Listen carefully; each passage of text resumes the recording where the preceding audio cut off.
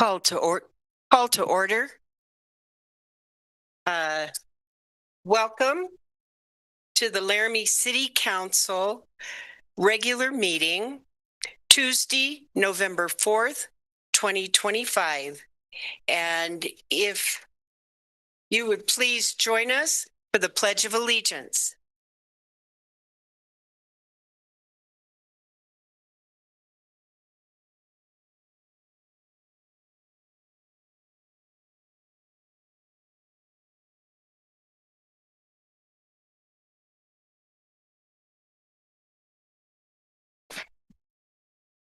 City Clerk, if you can please call the roll.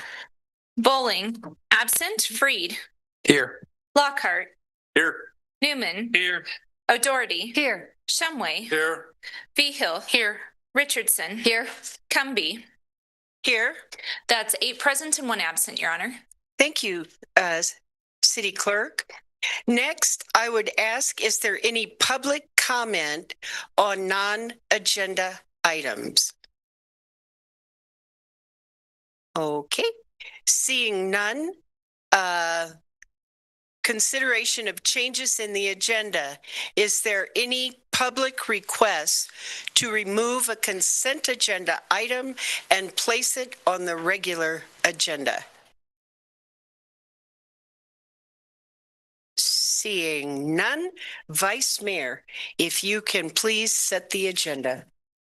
Is there a sheet out?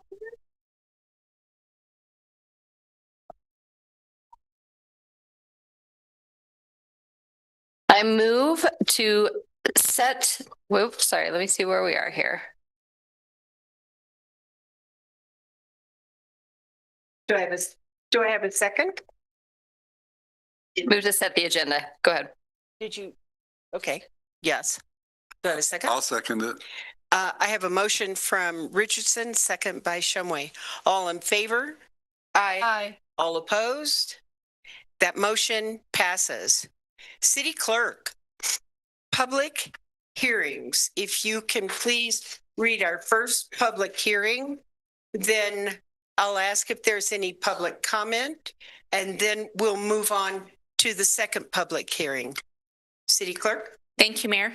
The first public hearing will be for original ordinance number 2021-12, amending the City of Laramie's official zoning map for 2 parcels located between Snowy Range Road, West Garfield Street, and the Laramie River from I-2 industrial to R3 multifamily.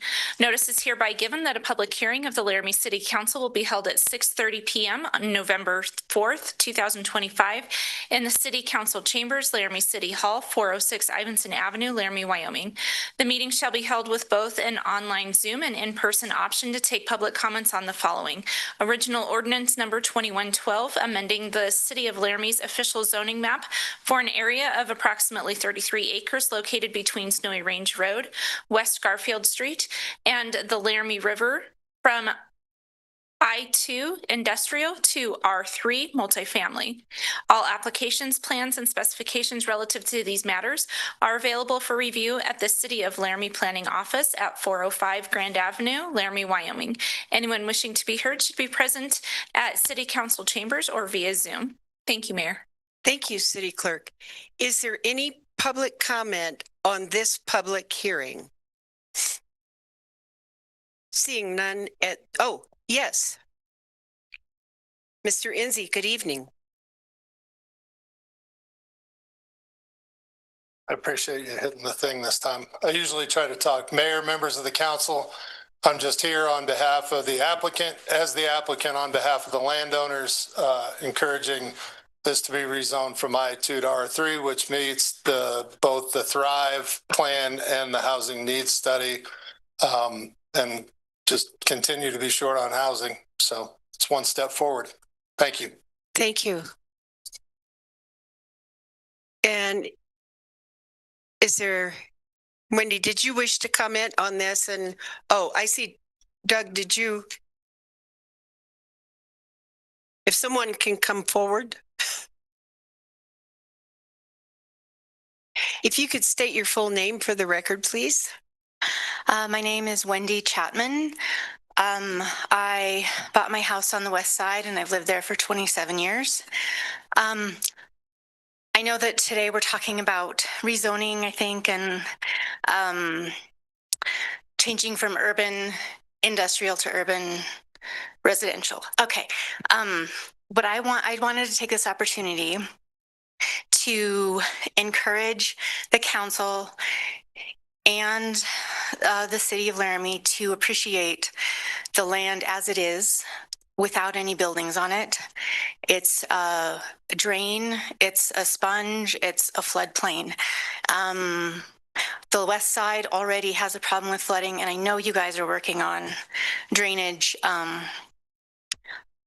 But if we build on that land, we'll never have it back the same as it is right now.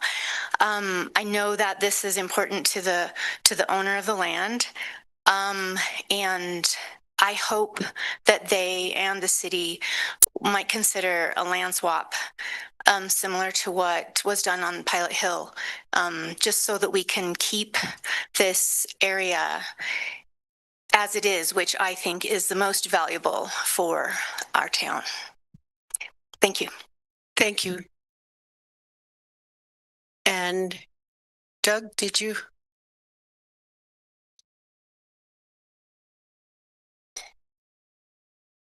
Good evening. Good evening. My name is Doug Foss. I'm the CEO of Ivanson Hospital. I'm really here as a business person in the community.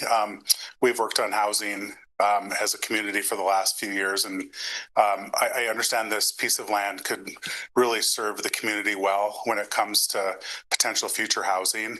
I think you need to consider all the aspects, obviously, of the land and its drainage, and I don't know those details, but if there's a way that this could lead to future housing, I'm just here to advocate for that. Our employees really struggle to find housing in Laramie, and if this could be an avenue for that, I'm all supportive of that. So that's just my simple request. Thank you. Thank you. Good evening. Good evening. I'm Dave Coffey. I'm with Coffey Engineering. I'm speaking on behalf of myself tonight. I think this property is ideal for the use that's being requested. I'm very familiar with this property, having done some work on it in the past. The engineering that can be done on this can satisfy the drainage, the utilities, the transportation. It's an ideal location for an R3 project. So, thank you. Thank you, Mr. Coffey. Further public comment on this public agenda? Good evening. Good evening, Mayor and Council. I'm Fred Schmeckel, and this evening I'm here in the capacity of as the chair of the Albany County Housing and Land Trust, who does not have any interest in this property at this point. I want to talk about how this fits into the larger housing narrative that we need to go into here and what you're going to be focusing on tonight. And that means I have to do math in public, so forgive me. We know we're 3,000 housing units shy. If we say those are 1,000 square feet on average and an average cost of $200 per square foot, that's $600 million that this community needs to invest in itself in order to meet our housing need. That's going to require capital. We're not going to get that capital unless we have the culture that brings people together to say, we're going to start with yes and figure out how to get there together. We're not going to get there together unless we have the connection where we bring in all of our developers and our contractors and we treat them as partners and come together to solve this problem. And we're not going to have that unless we have clarity. So tonight, your vote is not about a future project that is not yet developed and there's no pictures, there's no plans. It's about rezoning. You need to provide that clarity tonight so that everyone else can move forward. We need to respect the people that have put in hundreds of hours, thousands of hours over the past several years to talk about housing and to hopefully move this project forward. Thank you very much. Thank you, Mr. Schmeckel. Any further public comment on this public hearing? Thank you very much. And City Clerk, if you will read our next public hearing. Thank you, Mayor. The title of the next public hearing is Original Ordinance Number 2114, amending LMC Chapter 15.24, clarifying language related to general contractor licensing years and experience and the appeals process related to general contractor licensing. Notice is hereby given that a public hearing of the Laramie City Council will be held at 6:30 p.m. on November 4th, 2025 in City Council Chambers, Laramie City Hall, 406 Ivinson Avenue, Laramie, Wyoming.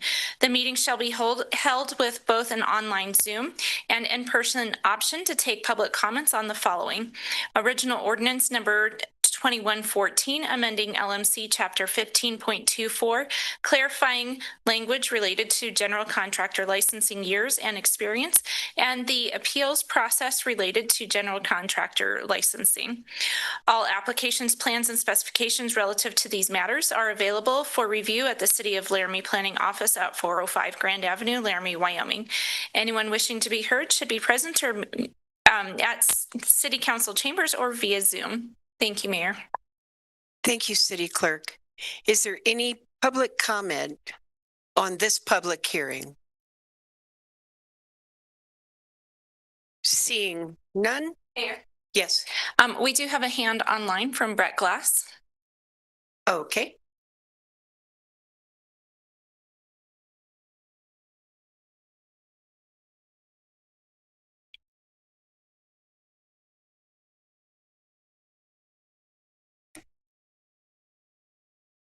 Good evening, Honorable Mayor Cumby. Can you hear me? Yes, sir, I can. Good Yes. evening, Mr. Glass. Yes, thank you, Mayor Cumby and Council. We just heard from several people about the importance of housing to the city of Laramie, and this item bears just as much on it as the previous item. What this would do, if you approve it, would raise additional barriers to the general contractors or aspiring general contractors wishing to enter the market. Now, it is already extremely difficult right now to get contractors of any kind due to Laramie's extremely strict licensing regime. And this would make it yet harder for people to enter the market as general contractors. This would increase the cost of housing. It would delay remodels. It would delay, even delay maintenance. And so before you consider doing this, please think twice and think about perhaps liberalizing the requirements rather than making it tougher for someone to become a contractor. Because right now, I know I have half a dozen jobs that I can't get contractors for in a timely way. And they're all telling me next year, maybe. I don't want to be in that boat in the future, and we certainly don't if we want to build more housing and deal with Laramie's housing shortage. So again, please rethink this. Don't just rubber stamp it. Please consider what you can do to make it easier to be a contractor and to attract more contractors rather than driving them away or prohibiting them from practicing here in Laramie. Thank you. Thank you, Mr. Glass. Is there any further public comment on this public hearing? All right. Seeing none, City Manager, are there any announcements for this evening? Mayor, there are. We have two from the Community and Economic Development Department. All right. Good evening. Welcome. Good evening, Honorable Mayor, members of Council. I'm pleased this evening to share that two of our very own, Mr. Bern Hinckley and Chris Moody, were recently recognized by the Western Planner Organization with the Citizen Planner of the Year Award. Wow. So they were nominated by the City of Laramie Planning Division. Hard to hear back there. Yeah. So I'm trying this one out. Oh, yeah. Okay. How about now? Okay, so I'll try to speak into the mic a little more. So yeah, so I'd like to since the guys getting the award said they couldn't hear, I'll just start from the top. So good evening, Honorable Mayor and Council. I'm pleased to announce to you that Mr. Bern Hinckley and Chris Moody were recently recognized by the Western Planner Organization for the Citizen Planner of the Year Award. So they were nominated by the City of Laramie Planning Division in recognition of their tireless advocacy for groundwater protection and their longstanding commitment to safeguarding the Casper Aquifer, a vital resource, as we all know, to Laramie's presence here and its future. For context, the Western Planner Organization is a professional planning organization serving 14 Western states, from Alaska and Wyoming down to Arizona and New Mexico. It connects planners, elected officials, and community members who work together to build more resilient, sustainable, and livable communities across the West through the field of local government planning. And as leaders of the Albany County Clean Water Advocates, Bern and Chris have been at the forefront of educating the public through their outreach and policy advocacy, and their persistent, thoughtful engagement over many years has helped shape meaningful updates to the Casper Aquifer Protection Plan and has supported both the Albany County Board of Commissioners and the Laramie City Council in adopting these policies, which strengthen the protection of our aquifer here. So again, this award honors their enduring civic leadership, collaborative spirit, and commitment to the common good, qualities that exemplify what it means to be true citizen planners. So, Honorable Mayor, if I may, the plaque is in the mail, but we have a digital plaque. So I don't know if you want to have them come and say a few words, and then I would be honored if they would come up.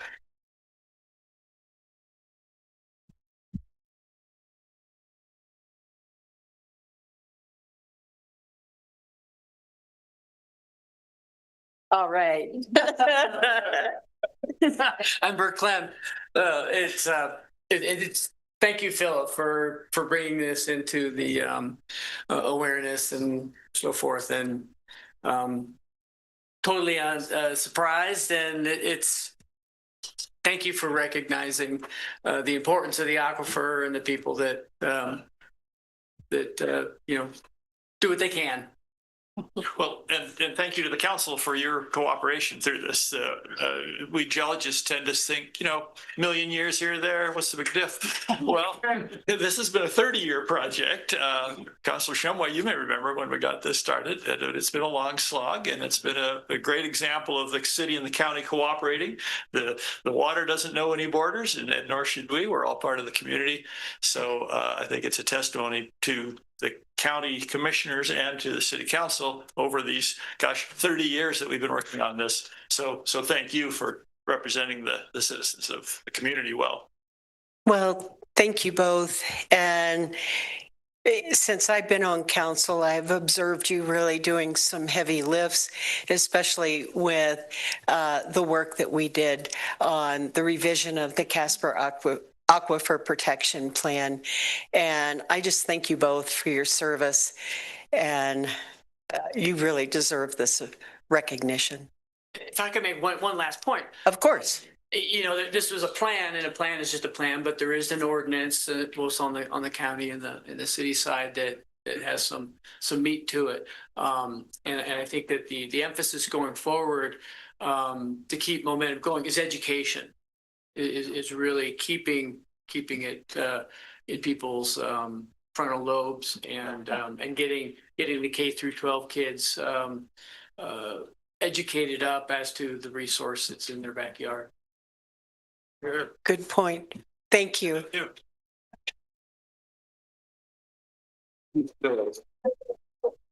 Mayor, we'd like to get a picture with. Could we get a photo? Yes. Yeah, that's cool. Yeah.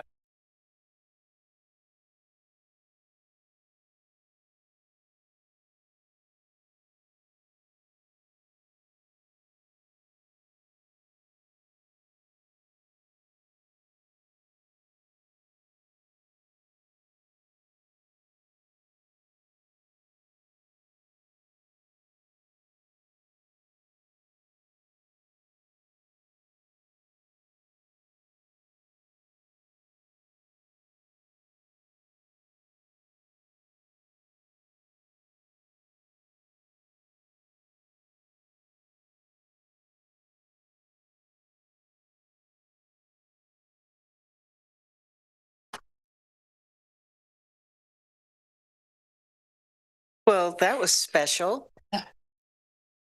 What, did that count as two, or is there another? One more, okay.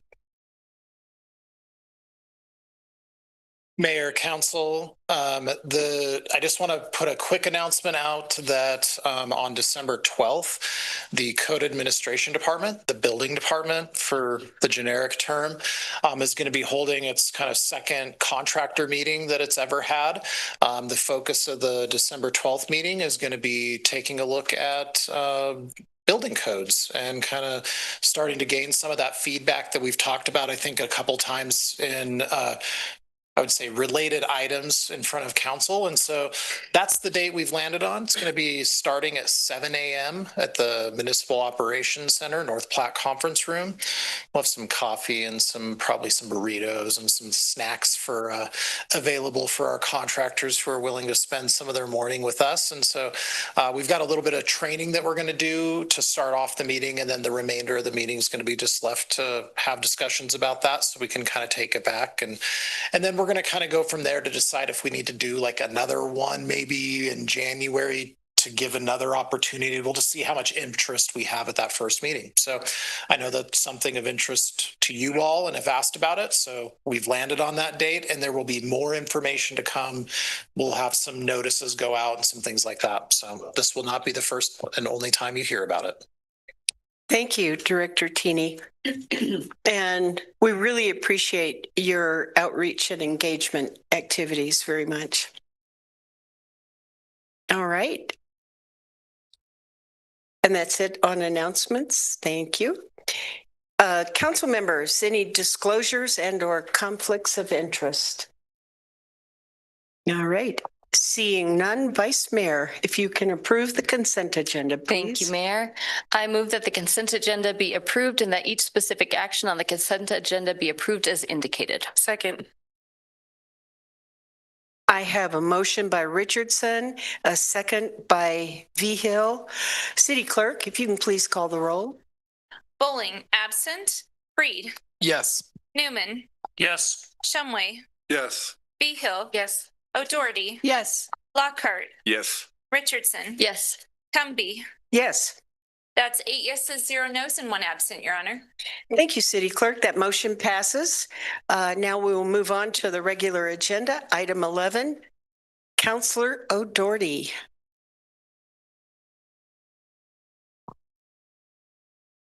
I move to approve Resolution 2025-89, setting the fees for the rental housing code, Laramie Municipal Code 8.80, and authorize the mayor and clerk to sign.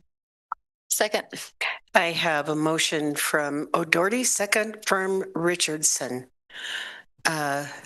City Manager Jordan. Thank you, Council. On your summary sheet, you'll note that it is required by ordinance that we, every couple of years, set the fees for rental licensing and registration. You're presented with three options, I guess. You can leave the fee the same, which is $20 per year or $40 for a renewal period. You could adjust it for inflation, which would account for the escalation in labor, employment, materials, and supplies costs that we've seen in the last 2.5 to 3 years since COVID. And of course, you could make an adjustment to some other level that you deem appropriate.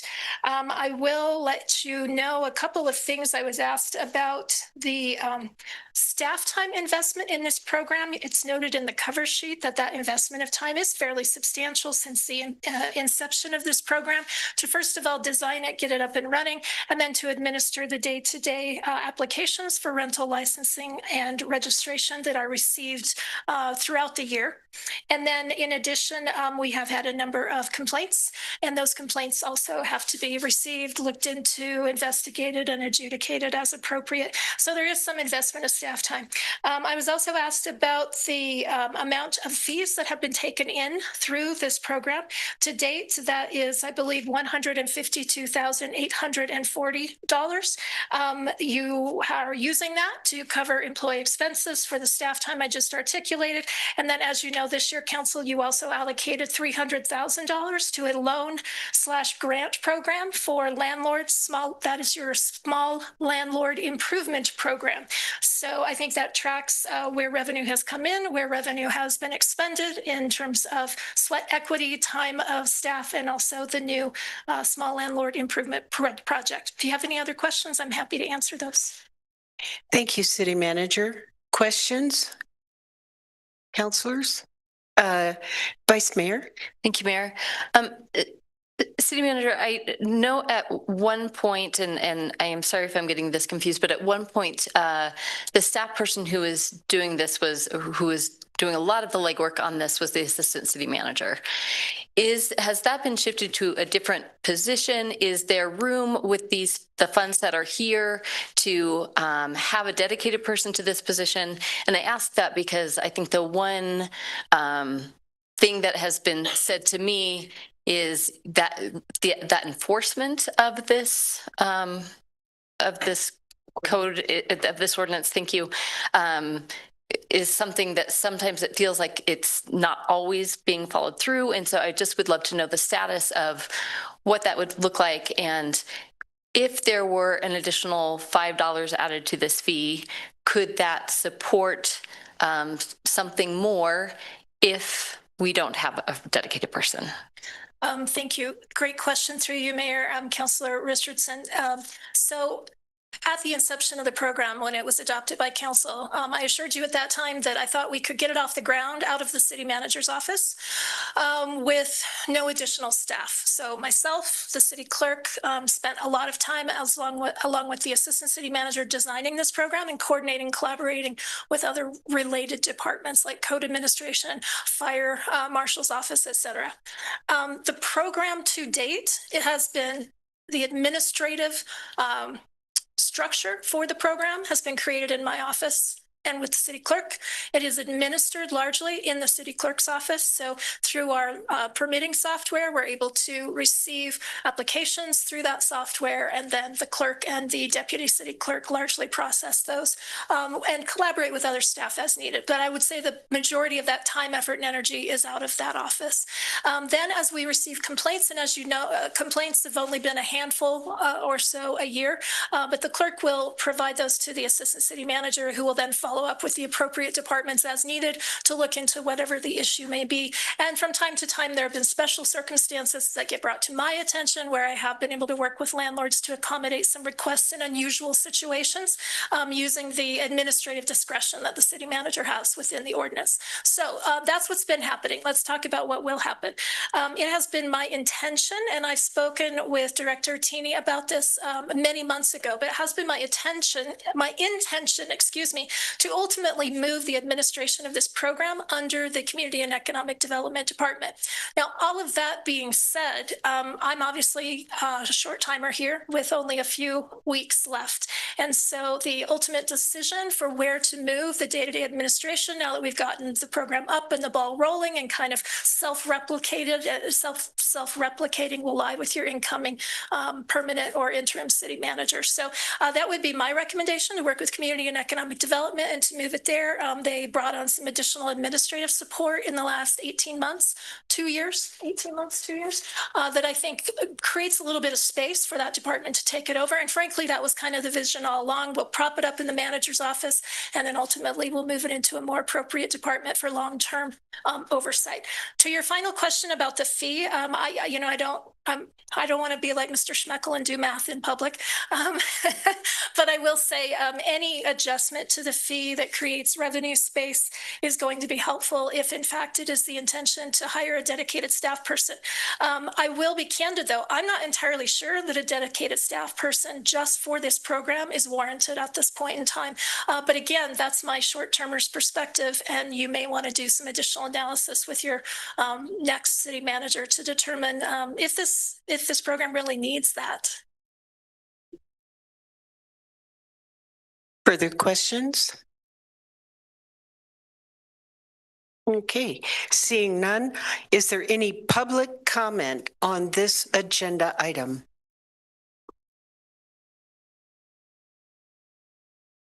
Okay, seeing none, back to council for comments. Yes. Sorry. Councilor Shumway. Thank you, Your Honor. Obviously, this is something that we have been working on for years. In discussing this with property owners and also with renters, it's my understanding that the property owners say that this is a pass-through fee. So if they pay $20, then it's passed on to the individuals that are renting. They pay for it. Obviously, they receive the services, but that's something that we need to consider as we move this forward. You know, are we getting the $20 per unit that we have asked them to pay to keep this program going? Thank you. Further comment, Vice Mayor? Thank you. Based on the comments that city manager had, I feel comfortable with keeping it at that $20 level. If we want to reassess next year and see if things have changed, and see if we need to raise that price, I think that's, I mean, probably worth our time. But right now I'm comfortable leaving it as is based on the information given. Further comment?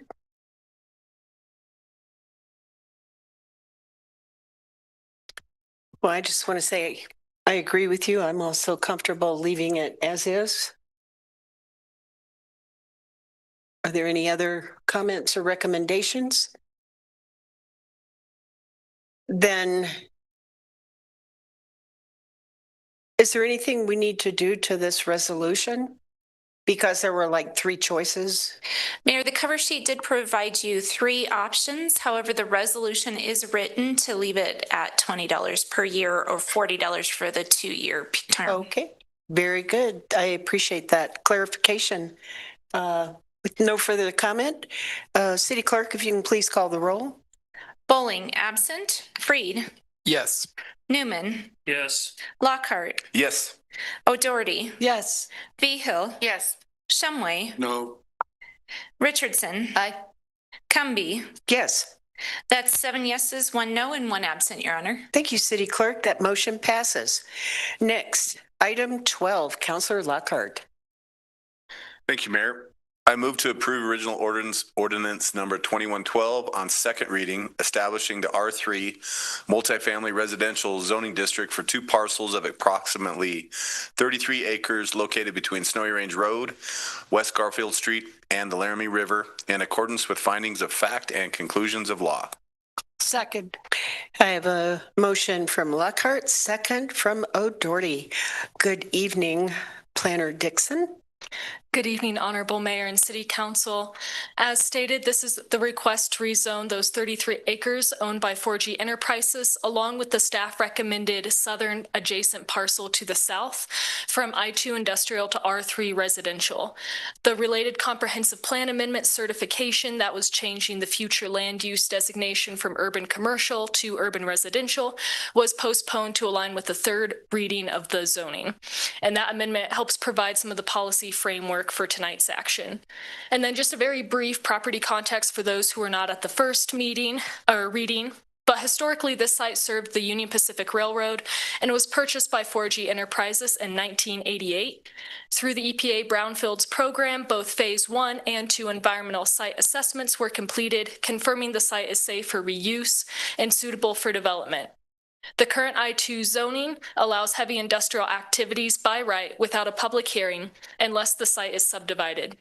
Given its close proximity to Optimus Park, the Laramie River Recreation Corridor, and the West Side neighborhood, it could introduce noise, truck traffic, and health concerns that no longer fit in this area's character.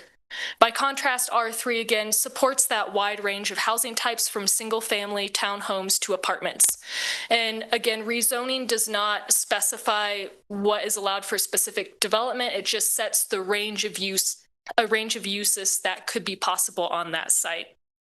And again, that small southern acre is recommended due to the city typically tries to keep our rezoning boundaries logical, and so we don't have any weird outliers or fingers jutting out. This request aligns with multiple adopted city plans showing our lack of housing by 2030 and along with the impact it has on workforce and business retainment. And together, these plans also help show that shift in public policy towards supporting residential reinvestment. Public notice was mailed, posted, and published, and we would like to acknowledge the very thoughtful public participation throughout the process. And the Planning Commission held their reading on October 13th and recommended approval, and that approval also included that small southern parcel. So with that, staff recommends approval of this rezoning, and we'd be happy to answer any questions. Thank you, Ms. Dixon. Councilors, questions? Councilor Shumway. Thank you, Mayor. Just a quick question. I know that I don't know, but as I recall, the city receives the city pays a fee annually for access to this property for our bicycle paths and walking paths and such. If it moves from industrial to residential, will that fee continue to be paid to 4G Enterprises, or will that be then a part of the cost of the residential build out?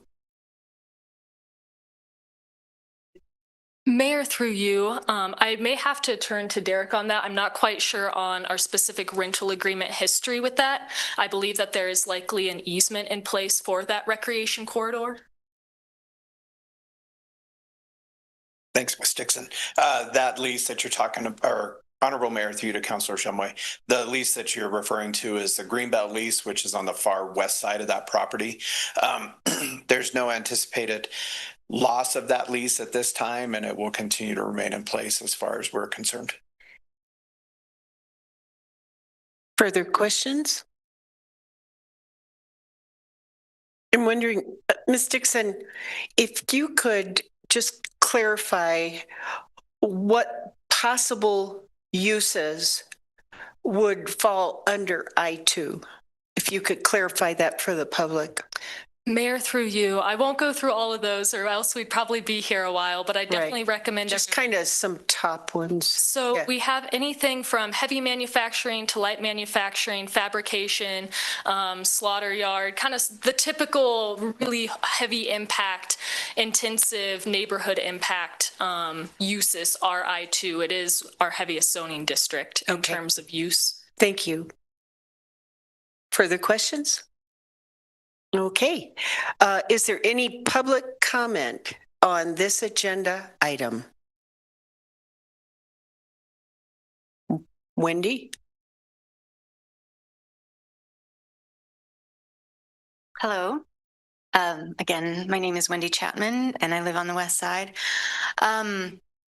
Just to say again, we have a problem with flooding as things are right now. Residential probably is better than industrial as far as zoning goes. I would like to see it zoned to R2, which is what most of our current neighborhood is right now, instead of R3, which would be dense housing and would have a lot of impermeable surfaces, which is what we're dealing with, with drainage. It would make it worse. So I don't see how we could go ahead and plan. I know there's no plan yet, but again, I want it to be known there's a lot of concern on the west side. If anything at all is built in that area, that our flooding would get worse. But again, I think residential is better, but R2 would be better than R3. Thanks. Thank you. Any further public comment? Good evening, Mr. Vasquez. I guess what I want to kind of bring up what she's, and maybe just because you guys don't know this, but right now that property that we're talking about changing, right now there was someone who just purchased a property from Laramie River Conservation. Well, that's industrial in between the residential.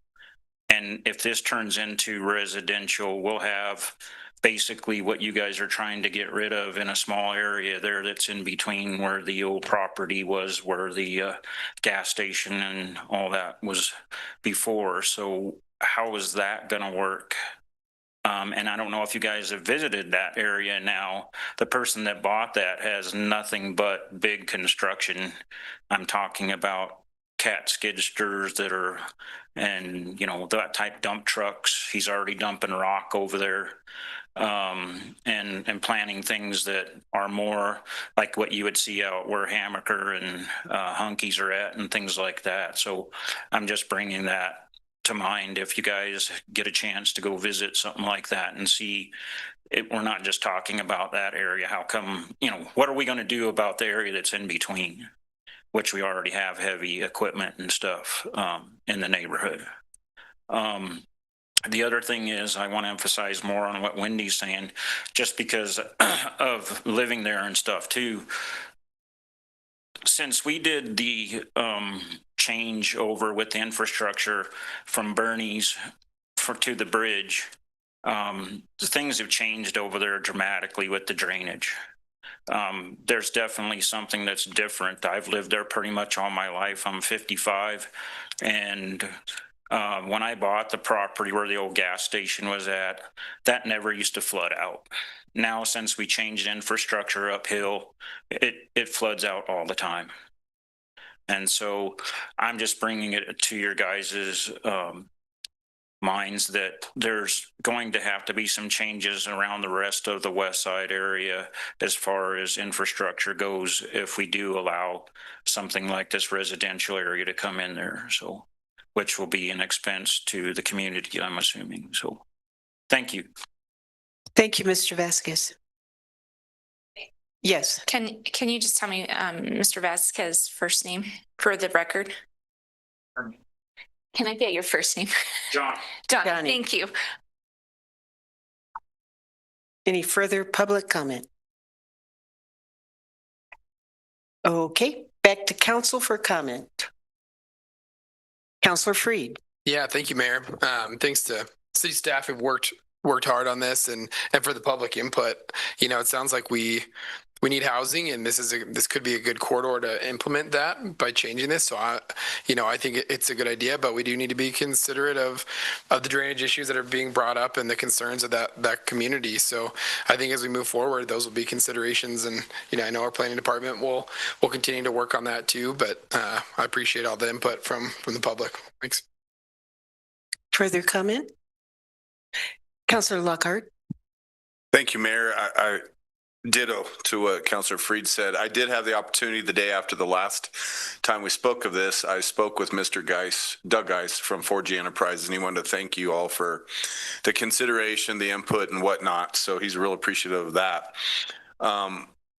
And the public comments and input's very important, and we've discussed this with planning. They've said that if there is anything done, drainage is going to be of the utmost importance in being able to engineer it properly. So we don't want to damage the west side, especially with its newest, the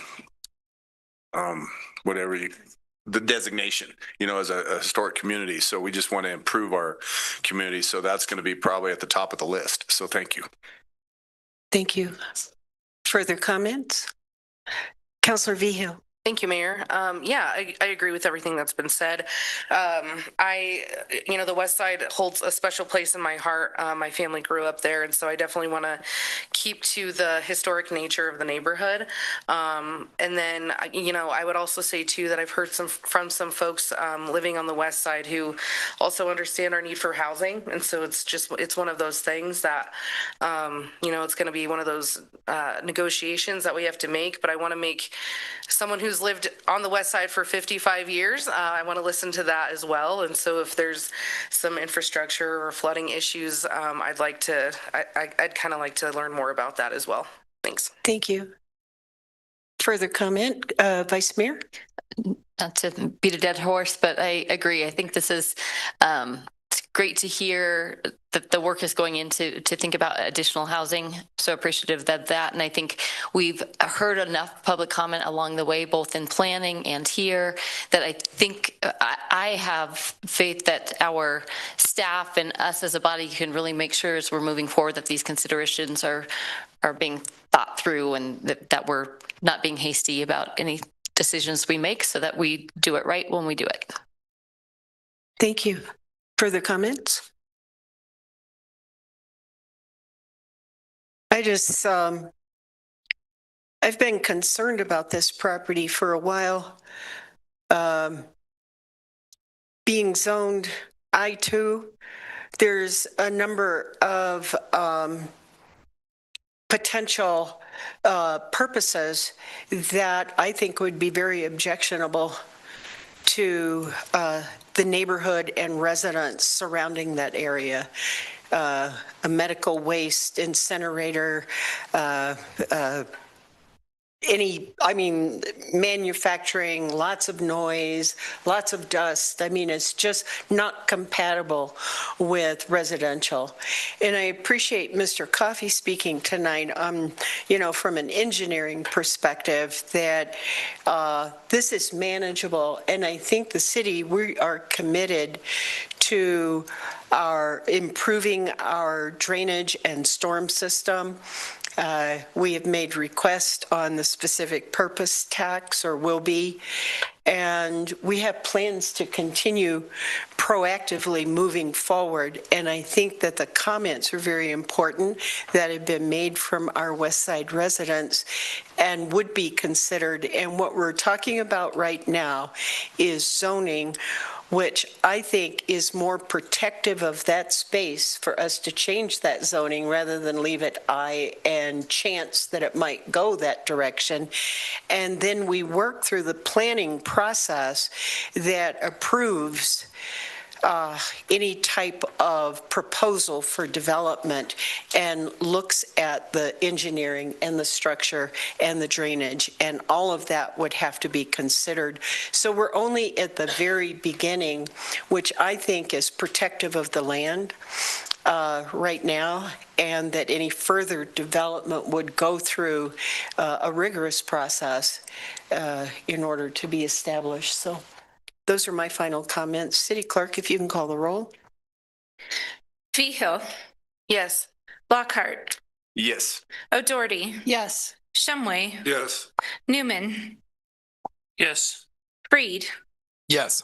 Bowling absent. Richardson. Yes. Cumby. Yes. That's 8 yeses, 0 nos, and 1 absent, Your Honor. Thank you, City Clerk. That motion passes. Item 13. Councilor Vigil. Thank you, Mayor. I move to approve original ordinance number 2114, amending Laramie Municipal Code, Chapter 15.24, clarifying language related to general contractor licensing years and experience, and the appeals process related to general contractor licensing on second reading in accordance with findings of fact and conclusions of law. Second. I have a motion from Vigil, second from Richardson. Good evening, Director Tini. Mayor and council, good evening as well. This is the second reading of the ordinance that was brought to you at the last city council meeting. Just as a brief reminder of what we're looking at here, this is some amendments to Chapter 1524, which is where our contractor licensing is found. Within this section of code, we're kind of making two changes. One, just clarifying that appeals go to the Building and Fire Code Board of Appeals. That's the proper body, and you'll see that's kind of the first two amendments that are found in the ordinance. The remaining changes, once again, they're not extending the years of a contractor license requirements or anything like that, but what we're doing is clarifying that for each of the classes, that the actual that the years of service or the experience that they have, that some of that applies to the actual class that they are requesting. And so that's clarified for all your classes. That's kind of found in Section 4. And just noting that once again, we're not extending the time or the amount of years that they have to have, just clarifying that you have to have some of the experience actually within the class that you're requesting, which is the ultimate intent of making sure that we have people doing work under the class that they're licensed for. So with that, we did have a public comment that was provided in your packet and then another one that was emailed to you today. And with that, I would be happy to take any questions. Thank you, Director Tini. Council questions? Councilor Freed. Yeah, thank you, Mayor. Thank you, Director Tini. Just, maybe a new council person question, but just the different classes that we have and the different years of experience required. Can you describe where that comes from? Is that standard across cities and with development codes like we have, or just kind of where those numbers reference to? Or is that something that we've decided is, the bare minimum of who we want doing this kind of work? Yeah, Chair, Council, or Mayor and Council. Sorry. The numbers that you see here, these were adopted originally when the City Council decided to adopt contractor licensing a few years ago. The amount of years here, those are specific to what we as a community wanted to see. If you look across the country, these years vary for the different classes depending upon the community you're in. I would say the numbers that you see here are right in line with where most communities fall. And so that's kind of what you have. There's no standard across the country. So. Further questions? Councilor O'Doherty. Is this something that could be discussed in the contractor meeting about those years? Because I've done roofing. It doesn't take a lot of years. I think that if contractors had suggestions about reducing the number of years for things, is that something they could bring up at that contractor meeting? Mayor, Council, I mean, we'll listen to kind of anything at that meeting. Really, at that meeting, we're focused on building codes, though. We're really curious to hear where within the building code that we think that we can not necessarily compromise safety or things like that, but maybe there's some areas that we can do some, local changes that can help people get projects done maybe better, faster, a different way. I don't know. That's what we're focused on. We'll still listen though, and maybe in a future meeting bring something back. Would that be okay? Okay. All right. Sorry, I got us off track, Mayor. Further questions? Councilor Shumway. Thank you, Mayor. Director Tini, I've got a question. Not every community in Wyoming requires a general contractor license for them to work within their community.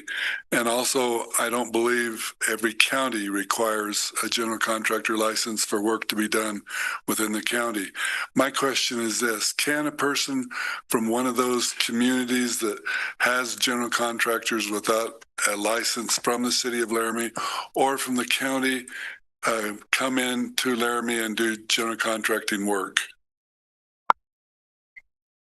Mayor and Council, so potentially, yes, but they still need to receive their general contractor license from the city of Laramie. And so there's some reciprocation that we will follow. And what we do is we ensure that wherever they were licensed, that those standards meet similar standards to us. If they come from a community that does not have standards and they have a general contractor license, we don't recognize that reciprocation because they don't meet our requirements. So many do. There's many of the contractors that work within the city of Laramie work in other communities across the state and outside of the state, as a matter of fact. So. Thank you. Further questions? Councilor Freed. Oh, Councilor Newman.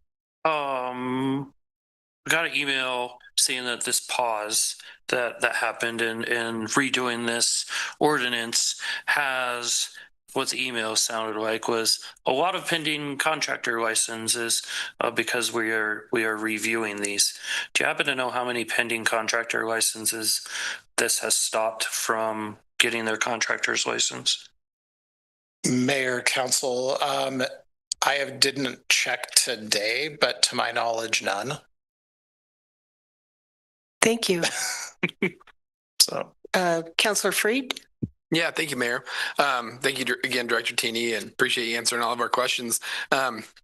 Do we know when we adopted these kind of requirements, do we see a number of contractors go down? Because obviously that requires, who are operating in this community. I imagine there would, and those are definitely some concerns that I hear is, similar to some public comments that we've heard, was that it takes a long time to find a contractor. I've also heard that, people's experience with contractors here is pretty good because maybe we're having them be held to certain standards. So but I guess if you could just speak off the top of the head, if we've lost contractors failing to meet these requirements when we implemented this, if there was a database and we know how many, licenses that we've given out.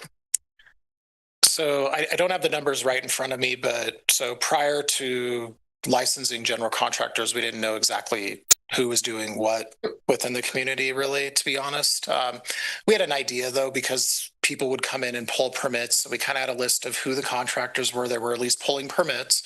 And then from there, we do know that we had more the first year, and even this last year, we even have more contractors licensed within the city. And that's across all the trades. So electrical, plumbing, general contractors, HVAC. So everybody that's doing work, we have more people, at least on record, that we know of that we have. As we go in the years, we'll kind of keep that trend and we'll kind of see where we go. So thank you. Yeah. Thank you. Further questions? Yes, City Clerk. Mayor, I was just thinking this might be a good time to clarify what Councilor Newman referred to as the pause. We want to make the record clear that at our last meeting, original ordinance number 2113 was unanimously approved, but since it was an emergency ordinance, we did not have enough councilors present at that meeting for it to be enacted. And that was reflected in the minutes. So we just want to make that clear. Thank you for clarifying that, City Clerk. Further questions? Councilor Newman? Can I have a clarifying question on that part? Yes, you may. How many votes were needed? According to state statute, we needed 7 of 9, which is a 3/4 vote. There were only 5 present. All right. Is there any public comment on this agenda item? Yes, sir.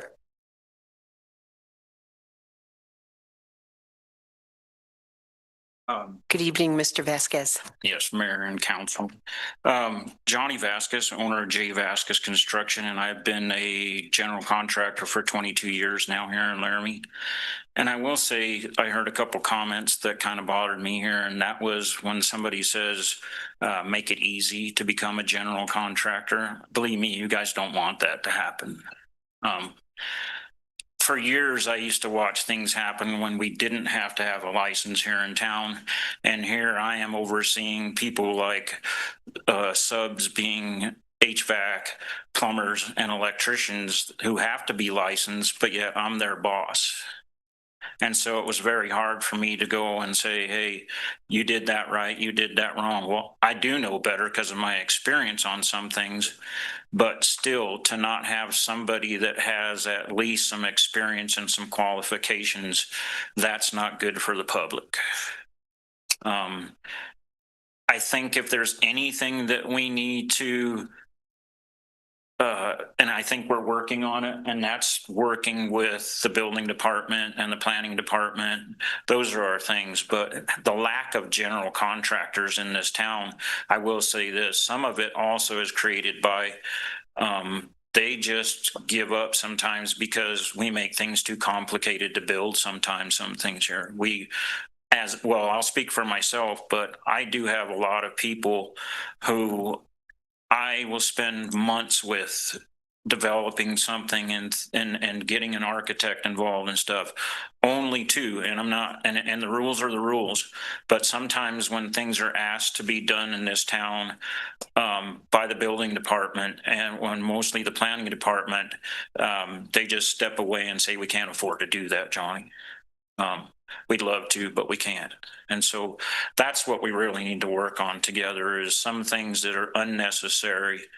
And also maybe work with some of the contractors and the public to say also, well, how about this? You guys, what can you afford? And then you've got 2 or 3 years to come back possibly to finish some sidewalk, you know, because it's too expensive or, and like I said, that's why I think also a lot of people were having problems before with the drainage issue, because we're being asked to pour concrete, which makes it more expensive when we want to get charged for drainage. Thank you. Thank you, sir. Is there any further public comment on this agenda item? Mr. Enzi. Mayor Cumbie, members of the council, I'm Brad Enzi, the CEO of the Chamber Business Alliance. I think in any of these, when we're looking at licensing, it's important to have people that are qualified to do the work. And really, our role in government is to say, this is clearly the hurdle you have to clear to be the qualified party in our community. And I would echo Mr. Vasquez's comments that you don't want somebody who doesn't know, having built a lot of homes around the state. That knowledge comes from the hard fought in the trenches, seeing it a bunch of times. So we definitely want that, but I like that there's clarity for the path that you approach it. And I think anytime that there's clarity, there's at least an avenue to do it. And I think having a clear hurdle for what the experience is a right step. Thank you. Thank you. Is there any further public comment? Seeing none, back to council for comments. Vice Mayor? I'm full of comments tonight. Sorry, you guys. I think I am too. I appreciate the comment by Mr. Vasquez and Mr. Enzi, because I think that it's so important that we have this safety piece there. And I would love a way for us to be able to get folks certified to be general contractors in an easier route. I don't know what that looks like. I've talked with Director Taney about this before. Like, is there a way to test out with the community colleges? Is there, I don't know what that looks like. I would love to see that, but we don't have that in place right now. And so this is, I think, important to have. And I think that secondary piece, which was brought up tonight, the December 12th meeting, and we try to get as many contractors there as possible to help us look at code and look at the places in the code that just are maybe not as common sense as they could be, and fix those spaces. So that I'm in favor of this. Thank you. Further comments? I think anytime that I engage with a licensed professional, I expect them to have experience in their class. I expect that they receive that license because of experience. And it doesn't make sense to me that someone would be able to obtain that type of a license without the experience in the class that they're seeking. And I think it does a disservice for the professional contractors in our town to allow that. So I'm in support of this. City Clerk, if you can call the roll, please. Bowling, absent. Freed. Yes. Lockhart. Yes. Newman. Yes. O'Doherty. Yes. Shumway. Yes. Vigil. Yes. Richardson. Yes. Cumbie. Yes.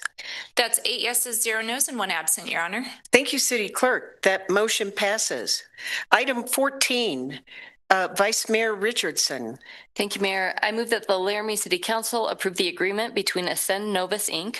and the City of Laramie, deferring the payment of all fees to be imposed by the city related to the development and construction of the attached single-family units located at Block 146, lots 23, 24, 27, and 28 of the redivision of land Henry D. Hodgman's Addition, City of Laramie, Wyoming, and authorize the mayor and the clerk to sign. Second.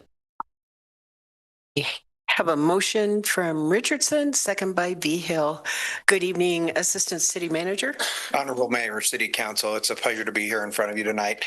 Before I get started, I want to make sure that everybody's aware that this is a joint effort between Director Taney and myself. We've been talking about trying to figure out a way to help builders and developers get a little bit through our process, and this is our first attempt at that. So as I speak tonight, realize that oftentimes the more intelligent person is sitting to my left and your right.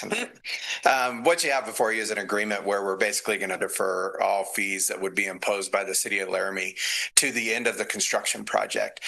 We'll hold these fees and we'll provide all the inspections, all the connections, everything that's required of us to put it in place. The fees will be held, or the certificate of occupancy and the developer, will be held, and the developer agrees that they won't sell the property until all fees are were to be imposed or satisfied. This is a low risk barrier for us to be able to help a developer as they manage financing and capital stacks, so they aren't carrying $40,000, $50,000, $100,000 worth of fees on the front end through an entire construction project that adds interest and cost to it as it goes through. I'm excited about this. In a meeting earlier, we were talking about when the Harvard Growth Lab came through and they talked about all the changes that we needed to make to our code that we had already made.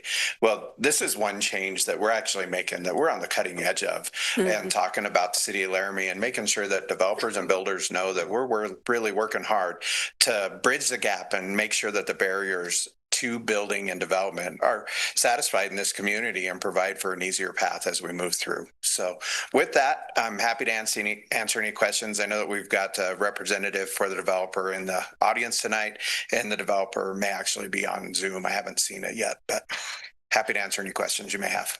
Thank you. Councilor Lockhart. Thank you, Mayor. Thank you, Assistant Manager, soon to be interim City Manager, Mr. Fieser. Forgive me for my ignorance, but where is this development at? 206 through 214 Pine, I think, are the addresses, something like that. They're on West Side. Okay. These particular units are actually in town. They're sitting on Colorado in what's called Sundance Hills. And one foundation, I believe, has been poured. One foundation is yet to be poured. But the plan is to get these 4 units in place and on the market here sooner or later. Okay. Look at it. Thank you. Thank you. Further questions? Thank you. Seeing none, is there any public comment on this agenda item? Good evening, Mr. Coffey. Good evening, Mayor, Council. Dave Coffey, Coffey Engineering. I've been working with this particular client now for a number of years, and I just wanted to make a comment about this being a step that has never been taken in my knowledge at the city of Laramie, where the city is actually engaged in trying to make it easier for development to occur. This is really a small thing, but sometimes in development, it's difficult to raise the money to do a project. Sometimes the timing for deploying that capital is difficult. And so this, I think, it's a small project. It's a great small project to test this on. But it does send a message to the development community that the city is trying its best to be business friendly. So thank you very much. Thank you. Thank you for your comments. Any further public comment on this agenda item? Mr. Enzi. Oh, didn't think I'd miss one. Mayor Cumbry, members of the council, Brad Enzi, CEO of Laramie Chamber Business Alliance.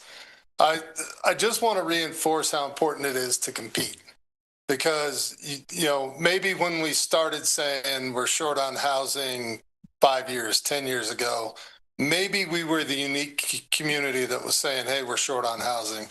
Now across at least the Western US, but most of the US, the communities are saying we're short on housing.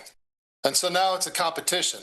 It's a competition for the dollars. It's a competition for the developers. It's a competition for the contractors to get those units that are necessary for your community.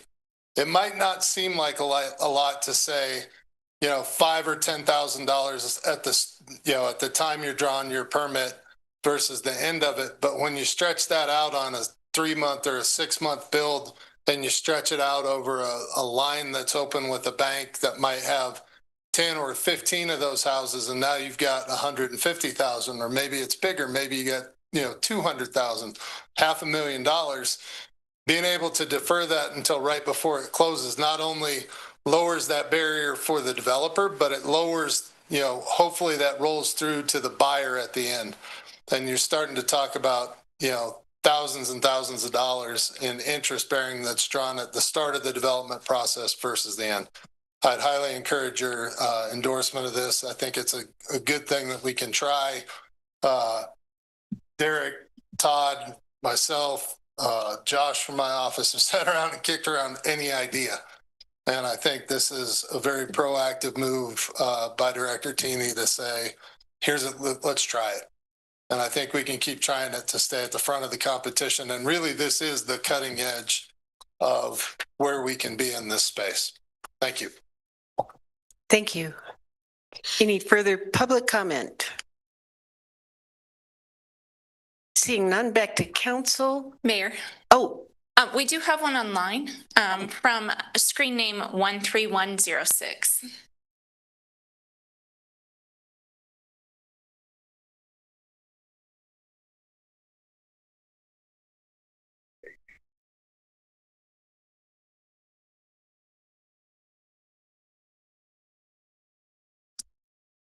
Looks like they're in the room, Mayor.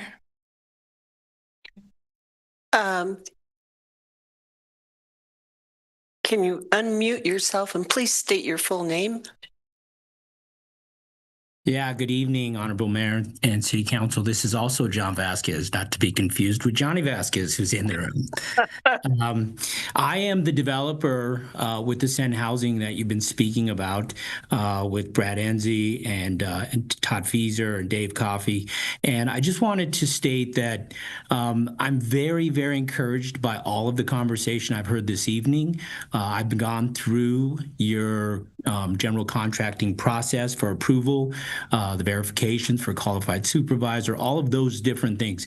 That is quite different than what we do in Colorado, which is where our corporate offices are out of. We will typically take our license, what we've been engaged with in other cities, and present that, and immediately we're issued a license in a corresponding city. This one had more hurdles. And unfortunately, we lost our qualified supervisor in the process of putting together these units, which required us to go into the market and rehire for that position, which delayed us. And so these permits that we started in payment were only good for 6 months. And as you heard from the other conversation points here, it does add up. It does make a difference. These are the first 2 duplexes.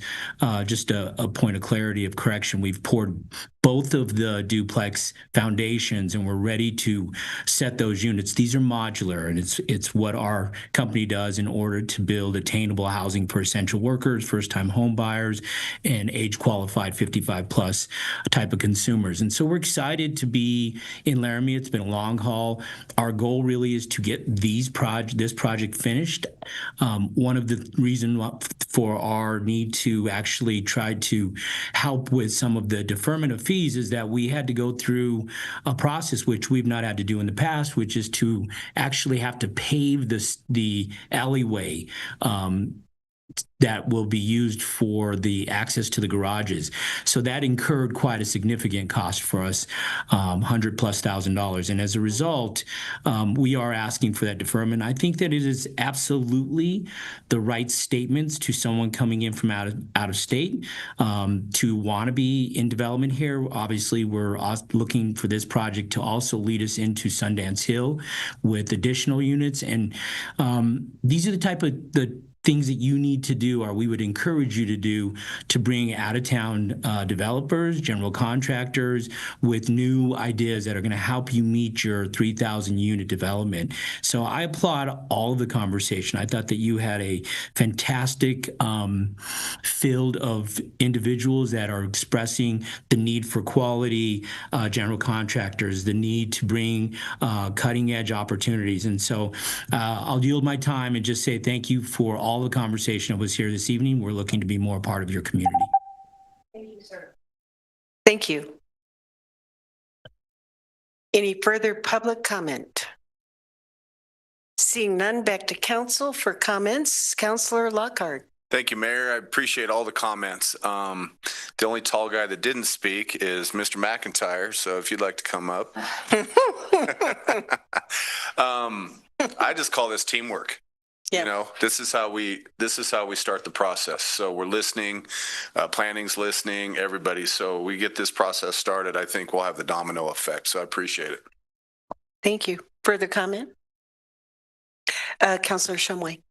Thank you, Mayor. I listened to John Vasquez, and he said that, this has been very beneficial to see that we have additional housing for Laramie. I think it's a few units, and the council, I think, is very interested in, at least I am, in making this a possibility. The question I have is, you talked about, what about 3,000 units later? How many of these can we afford to defer?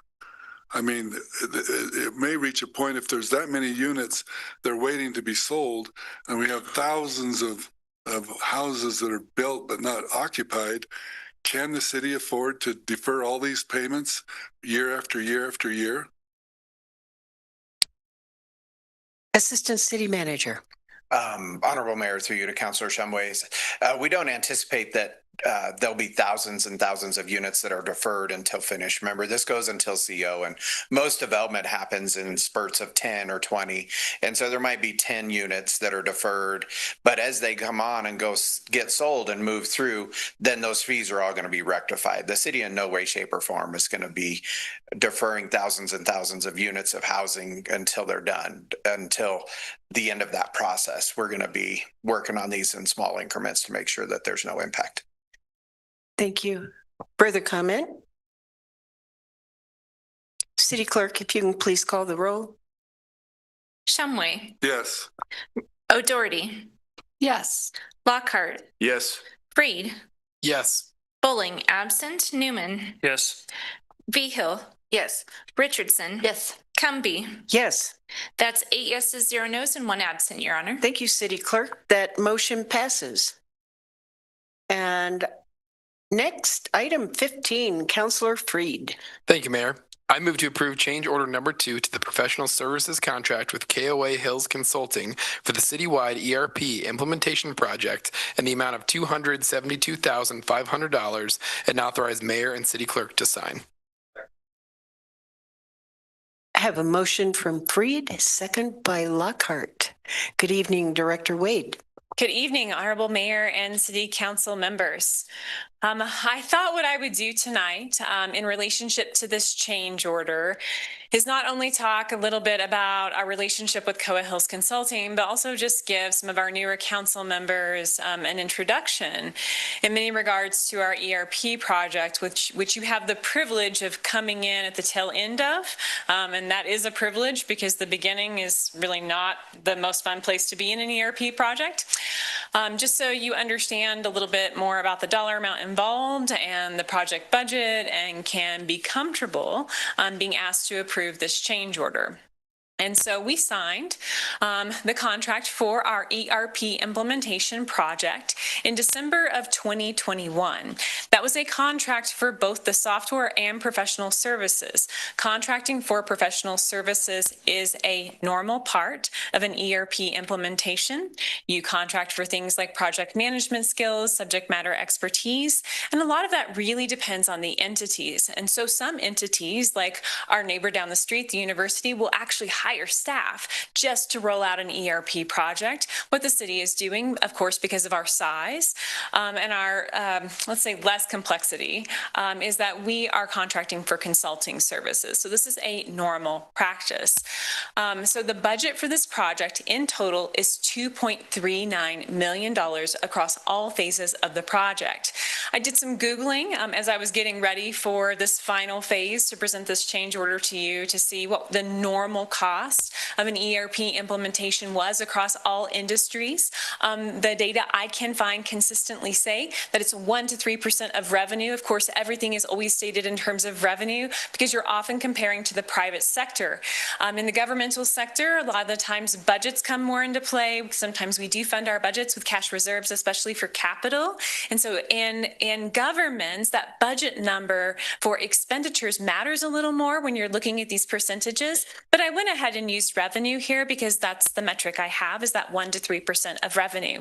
And so if you take the city's revenue and you look at the budget for our ERP project, including all implementation costs, which includes consulting, you'll find that our project is about 1.7 to 2.39% of revenue. So right in the middle there.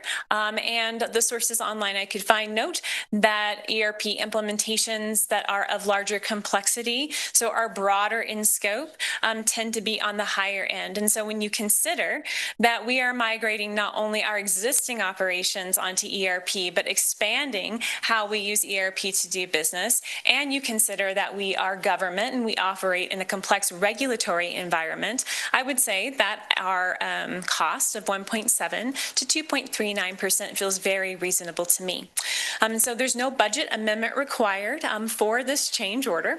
And so that's also good news. We're not doing any budget amendments. We're holding that project budget steady as we go into our last phase. Our partnership with Coa Hills Consulting began pre-ERP, and it began pre-ERP to help us really outline our business processes and get ready to go out for a bid to contract for our ERP software.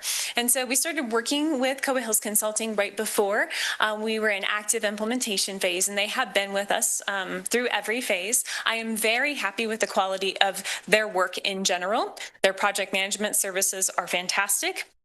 Most of their subject matter experts are really good. They're subject matter experts that aren't, we simply don't use, because for many of our modules, it's services billed as incurred. And so you'll see in our investment summary that I'll go over with you in just a minute, this is a module, utility billing, for which I am recommending to you that we contract for a dedicated subject matter expert. There's a reason for that. Coa Hills has a very good resource for these types of implementations, and for the UB implementation in particular. And the data piece of the UB implementation is particularly large, and it has a very public impact because these are all of our utility customers. And so when you consider the size of the utility billing team, there's a supervisor and a couple of clerks augmented by work in finance. It makes a lot of sense to be contracting for some temporary resources to help with this phase of the project. If you look at page 2 of your cover sheet, you're going to see all of the services that we've contracted with Coa Hills for over the various phases. And you're going to see in the utility billing phase, what we're recommending to you is a quarter-time project manager for 15 months. We're expecting this phase to last 15 months and to kick it off sometime in the next month. That's $117,000. A utility billing subject matter expert for 15 months. That's also $117,000. Training and documentation billed as incurred for $28,800, and estimated travel costs, which are also billed as incurred. And so that's how this change order 2 breaks down to the $272,500. So for our newer council members, just so you know, this is our final phase. The first phase was finance. That was certainly the biggest section of the work. Second phase was Intergov, certainly a big section of the work too, because it merged a lot of disparate parts and it really impacted our development community. The phase we're in right now, we're getting to go live with, is human resources and payroll, and the utility billing phase is our final phase. And the last thing I will put out for your consideration, I was able to find the staff investment for the Intergov phase. That was 6,300 staff hours. To put it in perspective, 1 staff member is 2,080 hours per year. 3 dedicated staff members basically is what it takes to roll these things out. They're not small lifts, you guys. Finance was at least 6,300 hours. And so that's also one of the reasons that we contract for some extra services. Happy to answer any questions you have at this time about this recommended change order. Thank you, Director. Councilor O'Doherty. I wonder if Director Wade would talk about, it seems to me this is how you keep the institutional knowledge so that when you have change of personnel, I don't know if the new counselors are aware of the system that you've created. So they help you create a system so then you can teach your next people coming in. Maybe address that a little. Thank you.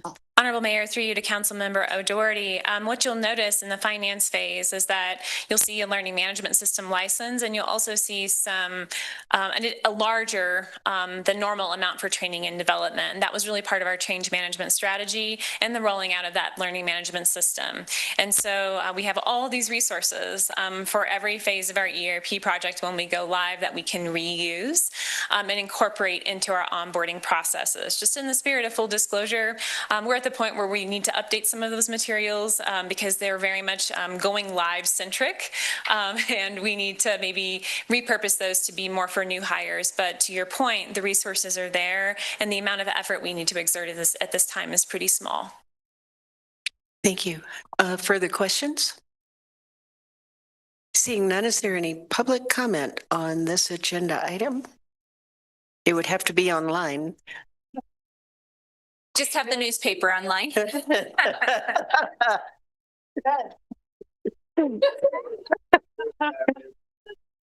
Yes, Director Wade cleared the room.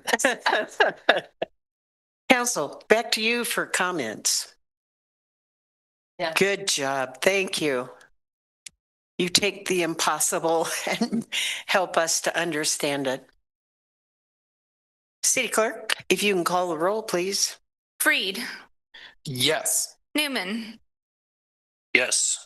Shumway, Yes. Behill, Aye. O'Doherty, Yes. Lockhart, Yes. Bowling absent, Richardson, Yes. Cumby. Aye. That's 8 yeses, 0 nos, and 1 absent, Your Honor. Thank you. Public comment on non-agenda items? No one in the room? Is there anyone online? Okay, then we will move on to consideration for future council work session topics.